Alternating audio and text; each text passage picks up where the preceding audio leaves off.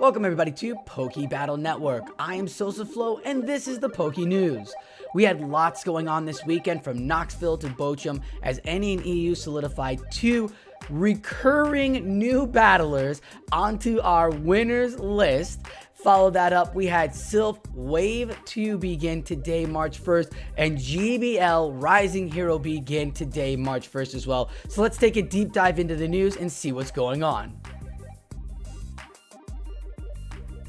We started the weekend with Bochum as the battlers joined us all the way out from EU, getting to see who gets to add their name onto the list as day 2 secured 8 amazing top tier battlers. Lurgan Rocket, the Liverpool winner of last year, and 23 EJB, both of them were winner finalists that secured themselves to London. Lurgan Rocket met Chun down in the winners final and beat him to secure his place in the grand finals and punch his ticket to Yokohama, while 23 EJB ended up fighting Chun in the finals, going to a game 5 with amazing catches and health by Umbreon. 23 EJB was able to call leads out of left and take the losers bracket, meeting Lurgan Rocket in the grand finals and punching his ticket into Worlds. The two battlers went for the first round. Lurgan Rocket, though, couldn't figure out 23 EJB as he sweeps Lurgan Rocket to reset the bracket.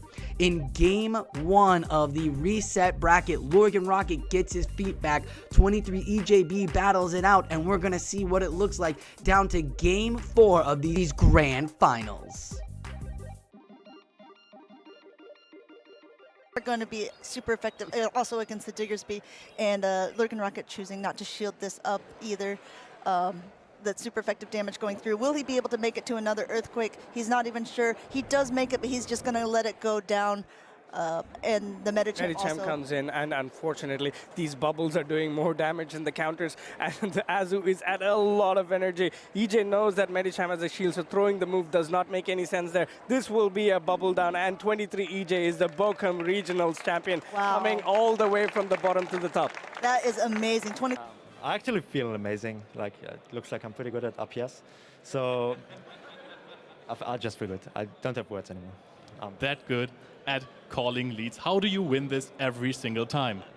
There's no advice, just try.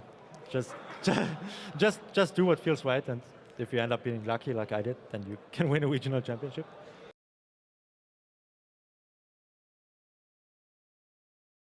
Huge congratulations to 23 EJB for punching another regional ticket under his belt and getting himself into the World Finals for 2 years in a row. And the same for Lurgan Rocket, who gets to go again, punching his way into the grand finals and getting his ticket to Yokohama as well. These battlers played beautifully with amazing spice Pokemon. There was everything around this meta tournament, so it was so much fun to watch. And a huge shout out to our caster friends over at My PvP Academia for being at the desk. They did an amazing job, had a wonderful time, and you can just tell throughout that finals between Lurgan Rocket and 23 EJ that they were just having fun, and it was such a great atmosphere. So GG's again to you battlers. Congratulations as you guys are going to Yokohama. We had Knoxville going on as well this weekend as NA gets another run to add battlers to punch their tickets to Worlds.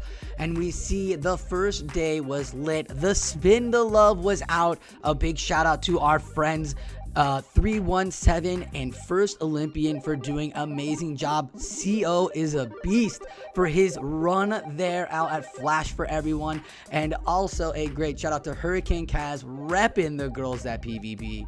As we got through day 1, 2 was amazing as we got to watch rise to the occasion in the winners bracket, go up to the finals and knock Dijon the Jin down to the losers bracket where he met Onion Frank, who lost in the winners bracket but secured himself back to the losers finals. As we battle through the losers bracket, Dijon the Jin beats out Onion Frank in a strong fashion, but nevertheless, we see rise to the occasion in the grand finals. Both of them rise to the occasion, and Dijon have punched their tickets to Yokohama, and we're going to watch now as they battle it out in the grand finals. On this Trevenant, Sableye relying on fast move pressure. We do see that final Protect Shield get deployed. Dijon the Jin now down 0-2 shields. That Alola Ninetales surfaces as well, going up for the Power Gem's worth of energy, but throwing the foul play instead does peel away a Protect Shield. Yes, that Power Gem would certainly be a threat to the Shadow Alola Ninetales. Alola Ninetales building just shy of the Dazzling Gleam, but instead throwing the lower cost Weather Ball, knowing that that will be enough for the knockout. This is so desperate. He's got very little health on his own Shadow Alola Ninetales. Venusaur is going to take super effective damage from the opposing Shadow Alola Ninetales. And look at this, the Weather Ball is already queued up. Rise to Occasion is just a few seconds away. He is. This is going to connect, and it is going to sting. Almost completely knocks out the Venusaur. Venusaur can't make it to a move, and the Alola Ninetales faints. Rise to Occasion is your Knoxville Grand Champion. I'm from Wisconsin. I'm a Packer fan, and Vince Lombardi once said, like, when you get to the end zone, act like you've been there before. I've had a couple of tough losses this weekend, this season, rather, because I started PvP during the pandemic in 2020, right? And I had kind of this quick rise, if you will, where I was like on the GBL leaderboards and winning some Silph tournaments. And then after 2 years, it all culminated in winning the Milwaukee Regional. And after that peak, after that high, it's like, where do you go from there, right? And I had some tough losses, man. I lost day 2 at Worlds in London to Lurgan Rocket. He just outplayed me, and I felt like I could have played a lot better. In Silph World Championship, I got clobbered by an Indian battler named Vroom Vroom Pow, so I was 1 game away from World Champion. And then, of course, Dunebug was probably the toughest loss of my career mentally for me, because I was up 2-0, I was 1 game away from Worlds, and he reverse swept me. So after that, I was pretty down. My mom could tell you, she picked me up from the airport, and I kind of held it in, but when I got in the car with her, I was very emotional and just kind of let it all out. And I just wanted to say, like, I reflected a lot on that. I reflected on like mentality and the fear of failure. And I think part of me thought the fear of failure was like getting on stage and making a big misplay, right? Like shadow balling a Noctowl, for example. Or throwing a play rough into a Shadow Venusaur? I was expecting him to catch. Oh, yeah. Okay. That was, people probably thought I did it again. But it's not, fear of failure isn't that. Fear of failure isn't me misplaying on stage or me losing a big game. Fear of failure would be if I let that embarrassing misplay get the better of me and I didn't try again and I didn't compete again, because it's not about losing the game. It's not about making the misplay. It's about having the strength of character to tolerate the fact that you may have not been on top that day, but you can learn from it, you can come back, and you can rise to the occasion, baby. And today we did that.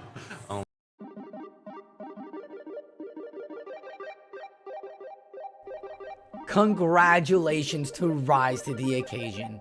You saw his dominance throughout the entire weekend on stream. He has been in all of the finals for numerous amounts of times. Went to London, went to Silph World's finals. You heard him talk about the loss. It was very emotional, but he dusted off the losses, got himself back up, and sweeps Knoxville without a bracket reset. So GG's to him, and congratulations to Dijon the Jin as well, as he secured himself a Yokohama trip with that Shadow Venusaur playing it beautifully. It's unfortunate with the Noctowl and the Shadow Ninetales there, but the battlers had a wonderful time and it was a great production.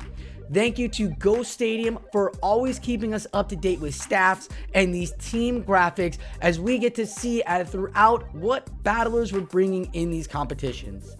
Thank you TOs and judges for your time this weekend, and thank you production for a production.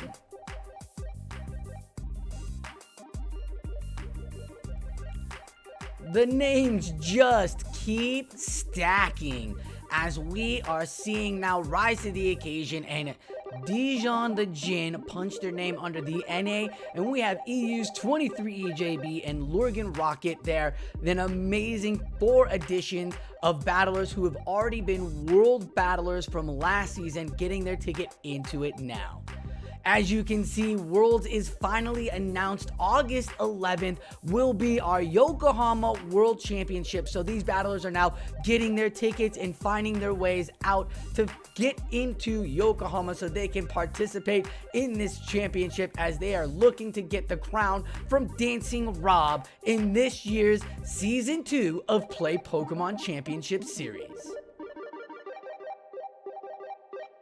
Silph Season 5 Wave 1 has ended, and the top 10 battlers are listed. As you see, Rise to the Occasion snuck up after a week and is number 2 in the world. So it doesn't matter when you do your 40, you can definitely get in there and still be top 10 by the end of the season. I love the way the wave dynamic is, how it ends up like this as well. I reached out to Rise, I was like, buddy, you just won Knoxville. You came second in Silph, and goes, yeah, he wasn't even trying this season. We had talked about it earlier, so I'm great to see that he is able to put in the effort. He says he really liked the Niantic Cup, so he just wanted to have fun. Said it was the meta that really got him into this tournament and got him back into Silph. So thank you for the end of Wave 1 with the Niantic Cup, as we see wonderful names and had a wonderful Wave 1 experience. How was your Wave 1 experience? Let me know down below in the comments. Did you like it? Did you do your 40? I did mine. Appreciated it. Wave 2 is here. That is right, folks. Beginning today, March 1st, Wave 2 begins for Silph Season 5. This wave, you will have Ionic Cup starting on March 1st. So today, you'll have to play the Ionic Cup, that lovely meta. Be sure to check out all the meta guides I provide you down below with links. Then on the 6th of March, we'll start off the Justicar Cup. That will be an Ultra League division. So be sure to check out PV Poke for all the information. After March is over, we're going to get the Polkadot Cup starting April 1st to the end of April. So the entire month will be Polkadot Cup. And then once we figure out what Silph wants to decide on for the new meta, we will have a GBL Cup related cup for April as well at the end of April. So be on the lookout and enjoy all of Wave 2 from Season 5 of Silph.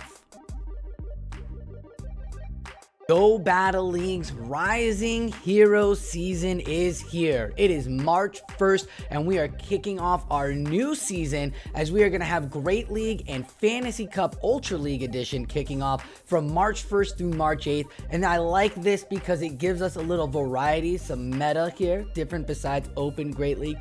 Follow that up on March 8th through March 15th. You'll have Great League and Color Cup. And if you notice, there are 2 different metas added to the open leagues now. So this is interesting. GBL definitely tapping into controlled metas and having some fun there. As you see in the Fantasy Cup, it is going to be dragon typing, fairy typing, and steel typing for all of us. And I can see the rock sliding G-Fisk and the double kicking Cobalion are out, which would be great because those 2 would dominate so hard. As for the Color Cup, you're going to have fire, water, and electric type Pokemon that are going to be eligible for this. So be on the lookout for all these amazing new metas, as you're going to see so many new guides popping up from some amazing content creators.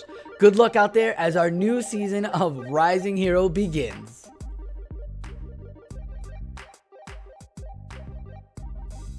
Season comes new movesets, and this is a underwhelming season of movesets, as we've waited 3 months for brand new shifts and really not a lot going on. A couple ones to look out for. The Fairy Wind on Whimsicott is a great addition, giving it a better fast attack damage. And then Surf on Jellicent kind of gives you more water pressure for that water ghost typing.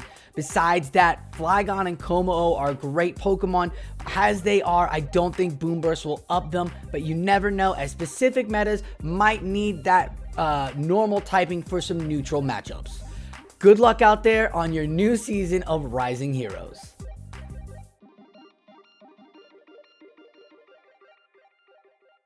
That's going to wrap it up for me here at the Poke News. Hopefully you got to enjoy those amazing Knoxville and Bochum battles. If you haven't, be sure to click on the GoStadium link down below for all of the recap research, or on the video VODs for Day 2 and Day 1 by Play Pokemon Go.